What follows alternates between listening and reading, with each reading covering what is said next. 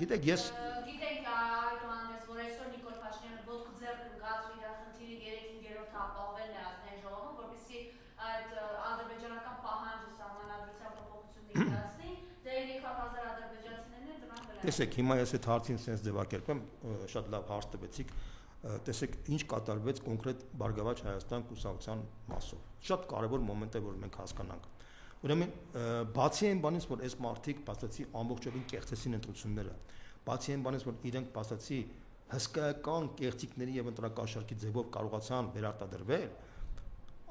իրանք տեսանելի նույնիսկ մակարդակով, այսինքն որ տեսանելի էր, որ արդեն թվերով Բարգավաճ Հայաստան կուսակցությունը անցնում էր 4%-ը, իրենք ամեն ինչ արեցին, իրանք մանեկան հաշվեցին, տեսնելով, որ ոնց կարելի է դուրս կրել Բարգավաճ Հայաստանին, ընտրեցին երկու ընտրատեղամաս,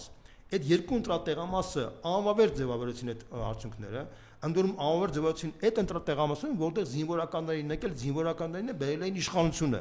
այսինքն իշխանությունը ինքը փաստացի, այսպես ասած, զինվորականներին ուղարկել էր ընտրատեղամաս, ընտրությունների ժամանակ տարածքային հանձնաժողովը ձևավորել էր եւ կենտրոնական ընտրական հանձնաժողովը որևէ բան չէր եղել, ոչ մի խնդրեմ չէր ունեցել, բայց քանի որ իրենց պետք էր որ Բարգավաճ Հայաստանի ձայները պակասացնեին 200-ով, որպեսզի Բարգավաճ Հայաստանը չանցներ, իրենք անվավեր հարեցին այդ ընտրատեղամասի ձայները։ Այսինքն ընտրատեղամասում մարդիկ գնացել են, մեկը քվեարկել է Բարգավաճին, մյուսը քվեարկել է Ուժեղ Հայաստանին, մյուսը քվեարկել է Հայաստանին, մյուսը քվեարկել է ՔՊ-ին, այդ մարդկանց ձայները դրեցին անվավերների մեջ, դուք հասկանում եք, այսինքն մարդու ձայները ինքը ուղղակիորեն մարդու ձայնի գողություն էր, եւ երբ որ ԿՀ-ի նախագահան հայտարարում է, որ այդ բանը վերաքվեարկություն չի լինելու, որտեղ դա էապես չի ազդել ընդհանուր ընտրության վրա,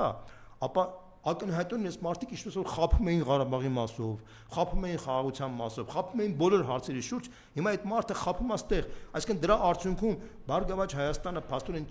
չի մտնում խորհրդարան, չի ունենում 5 մանդատ, այդ 5 մանդատից 4 մանդատը ստանում է իշխանությունը եւ ինքը ասում է չի ազդել բանի ընտրության արդյունքների վրա, այսինքն ինքը ստանում է սահմանադրական մեծամասնություն, ինքը ասում է դա չի ազդում, սա ակնհայտորեն սևս sense ուղղակի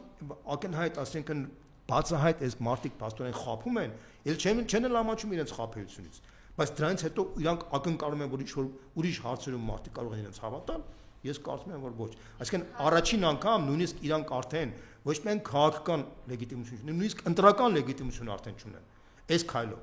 Իսկ Հաջիևի գալը, այս քուրդում անմիջապես ինչու են Հաջիևը եկավ ընտրությունների։ Գիտեք, ես sense ձևակերպեմ, ես չունեմ ինֆորմացիա, թե կոնկրետ օրակարգ Հաջիևի այցի ինչն էր, բայց կարանք ենթադրենք, դե ես չեմ ուզում,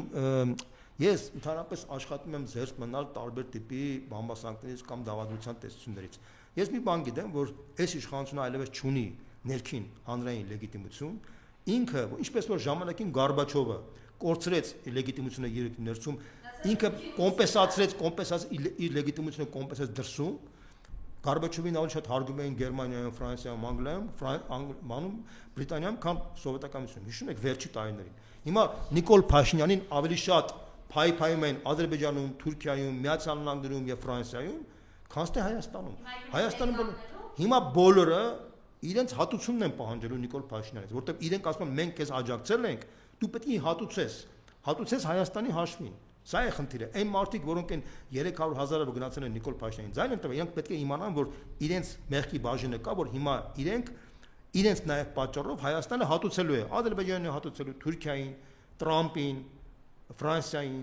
Սա միանշանակ է։ Թե ինչ է լինելու այդ հատուցման մեջ, մենք կտեսնենք մոտ ժամանակներս։ Հիմա ես չեմ ուզում գուշակեմ, թե կոնկրետ որ քայլից հետո է լինելու, բայց այն որ պատառ են անելու Հայաստանը, դե մամրա պարզ է։ Արմուտքը արդեն պահանջում է, արդեն կոնկրետ պահանջներ է դնում, որ պետք է դու խզես կապերը Ռուսաստանի հետ։ Տրամպի պահանջը շատ ավելի սահմանափակ է, ինքը ասում է այդ տրիպի ծրագիրը պետք է շատ կյանքի կոչվի։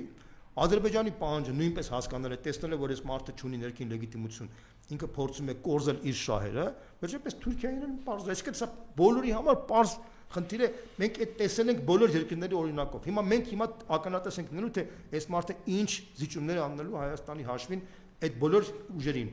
եվրոպացիներին, թուրքերին, Տրամպին եւ Ադրբեջանին։